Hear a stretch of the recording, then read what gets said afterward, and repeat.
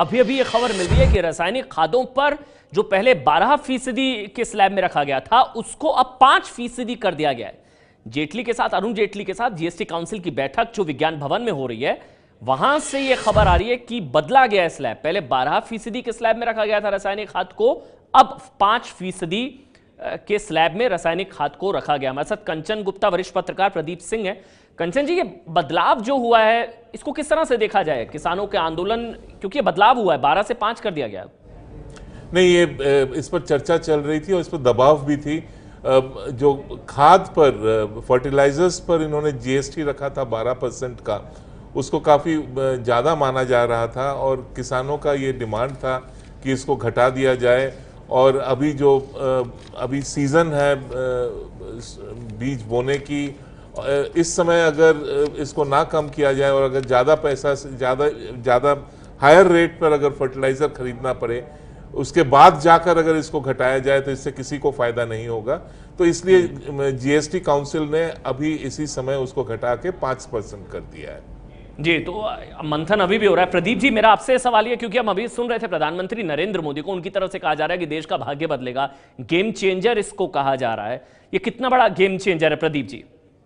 देखिए, अमूमन ये बात कही जाती है कि गुड पॉलिटिक्स जो है वो बैड इकोनॉमिक्स होती है, लेकिन ये सरकार इस कोशिश में है कि ये गुड पॉलिटिक्स और गुड इकोनॉमिक्स दोनों हो। जीएसटी तो अगर इकोनॉमी का साइज बढ़ता है, इनफॉर्मल से फॉर्मल सेक्टर में आता है इकोनॉमी का एक बहुत बड़ा हिस्सा, तो उससे एम्प्लॉयमेंट भी बढ़ेगा, सरकार का रेवेन्यू बढ़ेगा, व्यापारियों का जो है वो मुनाफा बढ़ेगा, राज्य सरकारों के पास ज़्यादा पैसा आएगा, केंद्र सरकार के पास ज़्यादा पैसा आएगा, तो वो दूसरे ऐसे कामों पर जो शिक्षा, स्वास्थ्य, बुनियादी ढांचा है उन पर ज़्यादा खर्च करेगी। इसीलिए प्रधानमंत्री कह रहे हैं कि ये देश को बदलने वाला टैक्स है, क्योंकि इससे बहुत कुछ बदल जाएगा। एक तो ट्रांसपेरेंसी आएगी, टैक्स चोरी रुकेगी। मतलब जीएसटी को केवल आप रेट के टर्म्स में ही नहीं देख सकते कि ये सस्ता हुआ, ये महंगा हुआ, उसके अलावा भी बहुत से उसके फायदे हैं।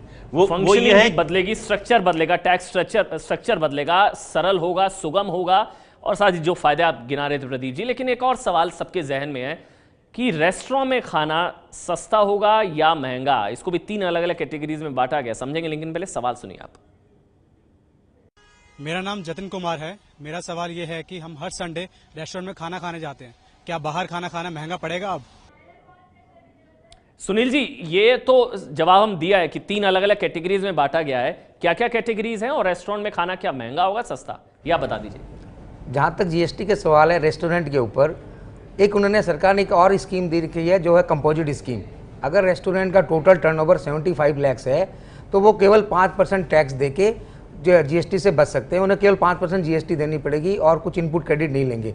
तो जो अभी जो वैट उनका लगता था 12% और सर्विस टैक्स लगता था 15%, उसके कारण 75 लाख वाले जो रेस्टोरेंट है उसमें तो डेफिनेटली ही खाना सस्ता हो जाएगा। अब रह गई एसी, नॉन एसी और 5 स्टार होटल। 5 स्टार होटल्स में तो 28% टैक्स है, तो लगेगा ही लगेगा।